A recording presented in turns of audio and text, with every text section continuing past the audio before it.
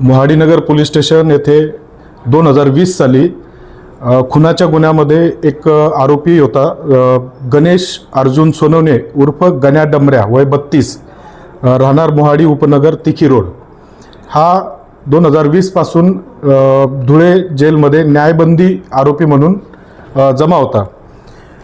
दिनांक 30/3 रोजी सदर आरोपी हा वैद्यकीय कारण सांगून हिरे मेडिकल कॉलेज येथे तो भरती झाला होता उपचारासाठी।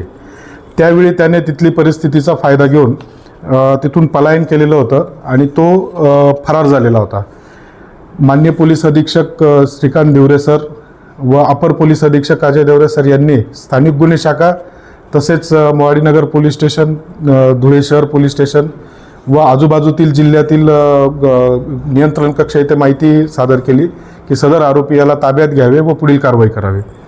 स्थानिक गुन्हे शाखा पथकातील पोलीस उपनिरीक्षक चेतन मुंडे व त्यांच्या पथकास सदर आरोपी हा मोहाडीनगर येथे येणार असल्याबाबतची गोपनीय माहिती मिळाली।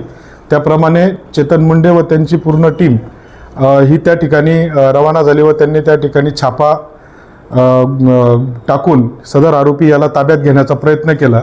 सदर आरोपीने पोलीस असल्याचे त्याला समजल्याबरोबर त्या ठिकाणी त्याने पळण्याचा प्रयत्न केला। पाठलाग करून संपूर्ण टीमने त्याला ताब्यात घेतले आहे व पुढील योग्य त्या कारवाईसाठी धुळे शहर पोलीस स्टेशन येथे त्याला जमा करण्यात आलेले। धन्यवाद।